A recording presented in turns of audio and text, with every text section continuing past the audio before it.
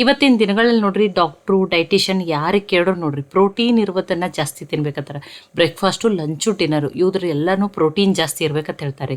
ಈ ಸೋಯಾನೂ ಪ್ರೋಟೀನ್ ಇರುವಂಥದ್ದು ಮತ್ತು ಇಲ್ಲಿ ಕಡಲೆಬೇಳೆ ಹಿಟ್ಟನ್ನು ತೊಗೊಂಡು ಇವು ಎರಡೂ ಪ್ರೋಟೀನ್ ರಿಚ್ ಇರುವಂಥದ್ದು. ಇವು ಎರಡನ್ನೂ ಬಳಸಿ ಕಡಿಮೆ ಎಣ್ಣೆ ಬಳಸಿ ಒಂದು ಟೇಸ್ಟಿಯಾಗಿರುವಂಥ ರೆಸಿಪಿಯನ್ನು ಮಾಡ್ತಾಯಿದ್ದೀನಿ. ಇದನ್ನು ನೀವು ಬೆಸ್ಟ್ ವೆಯ್ಟ್ ಲಾಸ್ ರೆಸಿಪಿ ಅಂತಲೂ ಕರಿಬೋದು.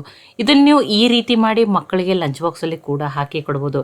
ಯಾರಿಗೆ ಸೋಯಾಬೀನ್ ಇಷ್ಟ ಆಗಲ್ಲ ಅವ್ರಿಗಂತೂ ಫೇವ್ರೇಟ್ ಆಗ್ತದೆ. ದಿನಾಲೂ ಇಡ್ಲಿ ದೋಸೆ ಉಪ್ಪಿಟ್ಟು ಅವಲಕ್ಕಿ ತಿಂದು ಬೇಜಾರಾಗಿತ್ತಂದ್ರೆ ಈ ರೆಸಿಪಿಯನ್ನು ಖಂಡಿತನೂ ಟ್ರೈ ಮಾಡಿ ನೋಡಿರಿ. ಆದರೆ ನಾನು ಇಷ್ಟು ಸೋಯಾಬೀನನ್ನು ಬಳಸಲ್ಲ, ಇದರೊಳಗಿನ ಒಂದು ಬಟ್ಲಾಗಷ್ಟೇ ಮಾತ್ರನ ಬಳಸ್ತೀನಿ. ಈಗ ಒಂದು ಬಟ್ಲಾಗಷ್ಟೇ ಸೋಯಾಬೀನನ್ನು ತೊಗೋತೀನಿ ನೋಡಿರಿ. ಈಗ ಒಂದು ಬಟ್ಲಾಗಷ್ಟು ತೊಗೊಂಡಿದ್ದೀನಿ. ನೀವು ಯಾವುದೇ ಬ್ರ್ಯಾಂಡ್ ಸೋಯಾಬೀನ್ ಆದರೂ ತೊಗೋಬೋದು.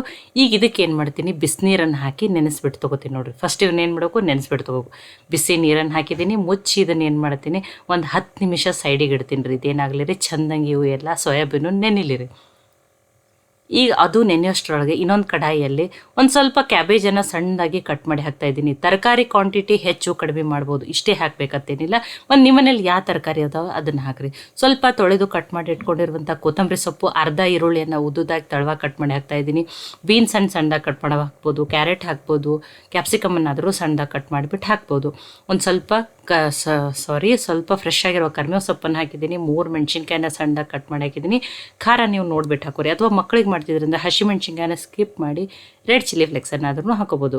ಇಲ್ಲಿ ನಾನು ಅರ್ಧ ಟೀ ಸ್ಪೂನಾಗಷ್ಟೇ ಜೀರಿಗೆಯನ್ನು ಹಾಕ್ತಾಯಿದ್ದೀನಿ, ಅರ್ಧ ಟೀ ಸ್ಪೂನಾಗಷ್ಟೇ ಅರಿಶಿಣವನ್ನು ಹಾಕ್ತಾಯಿದ್ದೀನಿ, ಅರ್ಧ ಟೀ ಸ್ಪೂನಾಗಷ್ಟೇ ಅಜ್ವಾನ್ ಅಥವಾ ಓಂ ಕಾಳನ್ನು ಹಾಕ್ತಾಯಿದ್ದೀನಿ. ಡೈಜೆಷನ್ಗೂ ತುಂಬಾ ಒಳ್ಳೆಯದು. ಅರ್ಧ ಟೀ ಸ್ಪೂನಾಗಷ್ಟೇ ಗರಂ ಮಸಾಲ ಹಾಕ್ತಾಯಿದ್ದೀನಿ. ಕಿಚನ್ ಕಿಂಗ್ ಮಸಾಲನೂ ಹಾಕ್ಬೋದು, ಮ್ಯಾಗಿ ಮ್ಯಾಜಿಕ್ ಮಸಾಲನೂ ಹಾಕ್ಬೋದು.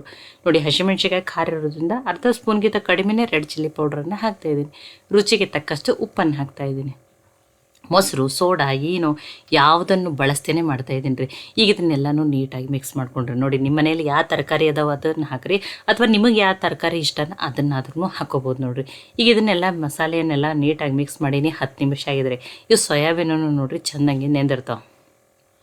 ನೋಡಿ, ಕುದಿಯೂ ನೀರನ್ನೇ ಹಾಕಿದ್ದೆ, ತುಂಬ ಚೆಂದಂಗೆ ನೆಂದವ್ರು. ಆದರೆ ಇವು ನೀರು ತುಂಬ ಬಿಸಿ ಅದಾವ್ರಿ. ಈಗ ಏನು ಮಾಡ್ತೀನಿ, ಈ ನೀರನ್ನೆಲ್ಲನೂ ತೆಗೆದುಬಿಟ್ಟು ತೊಗೊಳ್ಳೋದು ನೋಡಿರಿ. ನೆನೋದೇನಾಗ್ಯಾವ, ಇವು ಸಾಫ್ಟ್ ಆಗ್ಯಾವ. ಈಗ ನೀರನ್ನು ತೆಗೆದುಬಿಟ್ಟು ತೊಗೊಂಡಿನಿ. ಆದರೂ ಇದ್ರೊಳಗೆ ಇನ್ನೂ ನೀರಿನ ಅಂಶ ಅದ್ರಿ. ಇದನ್ನೆಲ್ಲನೂ ಹಿಂಡಿಬಿಟ್ಟು ಏನು ಮಾಡೋಣ್ರಿ, ಮಿಕ್ಸಿ ಜಾರಿಗೆ ಹಾಕ್ತಾಯಿದ್ದೀನಿ. ಯಾವುದೇ ರೀತಿ ನೀರಿನ ಅಂಶ ಇರಲಾರ್ದಂಗೆ ನೀಟಾಗಿ ಹಿಂಡಿಬಿಟ್ಟನೆ ಅವನ್ನ ಹಾಕಿರಿ. ನೋಡಿ, ತುಂಬ ಕಡಿಮೆ ಎಣ್ಣೆ ಬಳಸಿ ಪ್ರೋಟೀನ್ ರಿಚ್ ರೆಸಿಪಿಯನ್ನು ಮಾಡ್ತಾಯಿದ್ದೀನಿ. ನೀವು ಇದನ್ನು ಬ್ರೇಕ್ಫಾಸ್ಟ್ಗೂ ಮಾಡ್ಕೋಬೋದು, ಅಥವಾ ಈ ರೀತಿ ಸಾಯಂಕಾಲ ಸ್ನ್ಯಾಕ್ಸಿಗಾದರೂ ಮಾಡ್ಕೋಬೋದು ನೋಡಿರಿ. ಎಲ್ಲವನ್ನು ಹಾಕಿದ್ದೀನಿ. ಇದಕ್ಕೊಂದು ನಾನೇನು ಮಾಡ್ತಾಯಿದ್ದೀನಿ, ಒಂದು 4ರಿಂದ 5 ಬೆಳ್ಳುಳ್ಳಿ ಹೆಸಳನ್ನು ಹಾಕ್ತಾಯಿದ್ದೀನಿ. ಬೆಳ್ಳುಳ್ಳಿ ತಿತ್ತಿದ್ರಂದ್ರೆ ಹಾಕಿರಿ, ಇಲ್ಲ ನಮ್ಗೆ ಬೆಳ್ಳುಳ್ಳಿ ಬೇಡ ಅನ್ನೋರು ನೀವು ಇದನ್ನು ಬೆಳ್ಳುಳ್ಳಿಯನ್ನು ಸ್ಕಿಪ್ನು ಮಾಡ್ಕೋಬೋದು. ಈಗ ಇದನ್ನು ಗ್ರೈಂಡ್ ಮಾಡ್ತೀನಿ ರೀ, ತರಿತರಿಯಾಗಿಯೇ ಗ್ರೈಂಡ್ ಮಾಡ್ಕೊಂಬರ್ತೀನಿ. ನೋಡಿ, ಮಿಕ್ಸಿಯನ್ನು ಆನ್ ಆಫ್ ಮಾಡಿ ತರಿತರಿಯಾಗಿಯೇ ಗ್ರೈಂಡ್ ಮಾಡ್ಕೊಂಡಿದ್ದೀನಿ. ಆ ಮಸಾಲೆ ಈರುಳ್ಳಿ ಎಲ್ಲ ಏನು ಮಿಕ್ಸ್ ಮಾಡಿಲ್ಲ, ಅದಕ್ಕೆ ಇನ್ನೊಂದು ಅರ್ಧ ಟೀ ಸ್ಪೂನಾಗಷ್ಟೇ ಕಸೂರಿ ಮೆಂತ್ಯನ ಹಾಕ್ತಾಯಿದ್ದೀನಿ. ಇದ್ರೆ ಹಾಕಿರಿ, ಟೇಸ್ಟ್ ಚೆನ್ನಾಗಿ ಬರ್ತದೆ. ಆ ಸೋಯಾ ಮಿಕ್ಸಿಗೆ ಹಾಕ್ಕೊಂಡಿದ್ದಿಲ್ಲ ಅದನ್ನು ಹಾಕ್ತಾಯಿದ್ದೀನಿ. ನೋಡಿ, ಎಲ್ಲ ನೀರನ್ನು ತೆಗೆದುಬಿಟ್ಟನೇ ಹಾಕಿರಿ. ನೋಡಿ, ಇದನ್ನು ಹಾಕಿದ್ದೀನಿ. ಕ್ರಿಸ್ಪಿಯಾಗಿ ಟೇಸ್ಟ್ ಚೆನ್ನಾಗಿ ಬರ್ತಾವತ್ತ. 2 ಸ್ಪೂನಾಗಷ್ಟೇ ಅಕ್ಕಿ ಹಿಟ್ಟನ್ನು ಹಾಕ್ತಾಯಿದ್ದೀನಿ. ನೀವಿಲ್ಲಿ ಉಪ್ಪಿಟ್ಟು ರವೆಯನ್ನಾದ್ರೂ ಹಾಕೋಬೋದು. ಇದಕ್ಕೆ ಬೈಂಡಿಂಗ್ ಸಲುವಾಗಿ ಕಡಲೆಬೇಳೆ ಹಿಟ್ಟನ್ನು ಹಾಕ್ತಾಯಿದ್ದೀನಿ. 3 ಸ್ಪೂನಾಗಷ್ಟೇ ಕಡಲೆಬೇಳೆ ಹಿಟ್ಟನ್ನು ಹಾಕ್ತಾಯಿದ್ದೀನಿ. ಮೆಜರ್ಮೆಂಟ್ ನೀವು ಇದೇ ರೀತಿಯೇ ಹಾಕಿರಿ, ನಿಮ್ಮದೂ ಪರ್ಫೆಕ್ಟ್ ಆಗಿಯೇ ಬರ್ತಾವೆ. ಈಗ ಎಲ್ಲವನ್ನು ಏನು ಮಾಡೋಣ್ರಿ, ಮಿಕ್ಸ್ ಮಾಡ್ಕೊಂಡು ನೋಡಿ, ಎಲ್ಲನೂ ನೀಟಾಗಿ ಮಿಕ್ಸ್ ಆಗಲಿ. ನೋಡಿ, ಆಮೇಲೆ ಇದು ಕಲಸಿದ ಮೇಲೆ ಯಾವ ರೀತಿ ಇರಬೇಕಂತ ಹೇಳ್ತೀನಿ ನೋಡಿರಿ. ತುಂಬ ಗಟ್ಟಿನೂ ಅಲ್ಲ, ತುಂಬ ಮೆತ್ತಗೂ ಅಲ್ಲ, ಆ ರೀತಿ ಇರಬೇಕು. ಇಲ್ಲ ನಿಮ್ದು ಇನ್ನೂ ತುಂಬ ಮೆತ್ತಗೆ ಅನ್ಸಕತ್ತಿತ್ತಂದ್ರೆ ನೀವು ಇನ್ನೊಂದು ಸ್ಪೂನಾಗಷ್ಟು ಕಡಲೆಬೇಳೆ ಹಿಟ್ಟನ್ನು ಹಾಕಿಬಿಟ್ಟು ಅಡ್ಜಸ್ಟ್ ಮಾಡ್ಕೊರಿ. ಈ ರೀತಿ ಇರಬೇಕು ನೋಡಿರಿ. ತರಕಾರಿ ಕ್ವಾಂಟಿಟಿ ಇಷ್ಟೇ ಇರಬೇಕಂತೇನಿಲ್ಲ, ನೀವು ಜಾಸ್ತಿನೂ ಹಾಕೋಬೋದು. ಇನ್ನೂ ಹೆಲ್ದಿ ಬೇಕಂದ್ರೆ ಇದರಲ್ಲಿ ಪನೀರನ್ನು ತುರಿದ್ಬಿಟ್ಟು ಹಾಕೋಬೋದು ನೋಡಿರಿ. ಇದೇ ಆದರೆ ಹಿಟ್ಟು ತುಂಬ ಮೆತ್ತಗೂ ಇರಬಾರ್ದು, ತುಂಬ ಗಟ್ಟಿನೂ ಇರಬಾರ್ದು.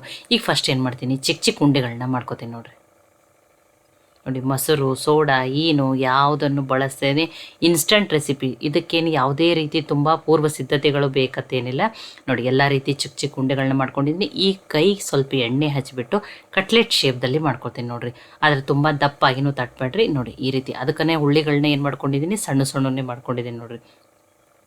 ನೋಡಿ, 2 ಮಾಡಿಬಿಟ್ಟು ತೋರಿಸಿದ್ದೀನಿ. ಆ ಉಳಿದಿದ್ದನ್ನು ಎಲ್ಲನೂ ರೆಡಿ ಮಾಡ್ಕೊತೀನಿ ನೋಡಿರಿ.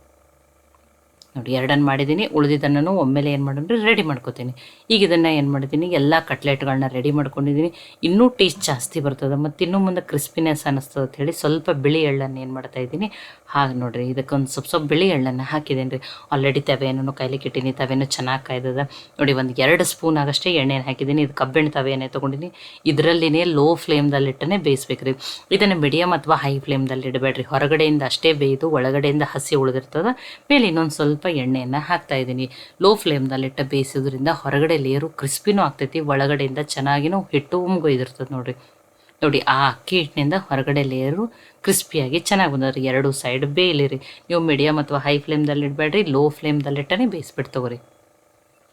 ನೋಡಿ ಎಳ್ಳಿರೋದ್ರಿಂದ ತಿನ್ನೋಕ್ಕೂ ಟೇಸ್ಟ್ ಚೆನ್ನಾಗಿ ಬರ್ತದೆ.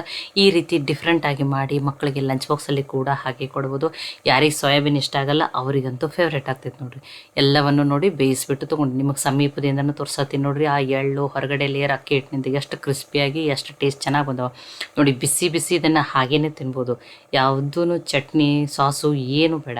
ಇಲ್ಲ ಈ ರೀತಿ ಮಾಡಿ ಮಕ್ಕಳಿಗೆ ಬಾಕ್ಸಿಗೆ ಹಾಕ್ಕೊಡ್ತೀರಂದ್ರೂ ನೀವು ಇದನ್ನು ಸಾಸು ಸೆಜ್ವಾನ್ ಚಟ್ನಿ ಜೊತೆನೂ ಸರ್ವ್ ಮಾಡ್ಬೋದು. ನಾನು ಕಟ್ ಮಾಡಿಬಿಟ್ಟು ತೋರಿಸಿ ನೋಡಿರಿ. ಒಳಗಡೆಯಿಂದ ಹಿಟ್ಟನ್ನು ಎಷ್ಟು ಚೆನ್ನಾಗಿ ಗುಮ್ಗೊಯ್ತೈತಿ, ಹೊರಗಡೆಯಿಂದನೂ ಎಷ್ಟು ಕ್ರಿಸ್ಪಿಯಾಗಿ ಬಂದೈತಿ. ಈ ಸೋಯಾಬೀನ್ ಕಟ್ಲೆಟ್ ರೆಸಿಪಿ ನಿಮಗೆ ಸ್ವಲ್ಪ ಆದರೂ ಇಷ್ಟ ಆಗಿತ್ತಂದ್ರೆ ಲೈಕ್ ಮಾಡಿ, ಶೇರ್ ಮಾಡಿ, ಕಮೆಂಟ್ ಮಾಡಿರಿ. ಖಂಡಿತನೂ ಟ್ರೈ ಮಾಡಿ ನನಗೆ ಹೆಂಗೆ ಬಂದಿತ್ತು ಅಂತ ತಿಳಿಸ್ರಿ. ಮತ್ತು ಒಳ್ಳೆ ರೆಸಿಪಿಗಳಿಗಾಗಿ ಕನ್ನಡತಿ ಅಡುಗೆ ಚಾನಲನ್ನು ಸಬ್ಸ್ಕ್ರೈಬ್ ಮಾಡಿ, ಬೆಲ್ ಐಕಾನ್ ಪ್ರೆಸ್ ಮಾಡಿರಿ. ಈ ವಿಡಿಯೋನ ಹೈಪ್ ಮಾಡಿರಿ, ಇನ್ನೂ ಜಾಸ್ತಿ ಜನಕ್ಕೆ ರೀಚ್ ಆಗ್ತದೆ. ಮತ್ತೊಮ್ಮೆ ಎಲ್ಲರಿಗೂ ಧನ್ಯವಾದಗಳು.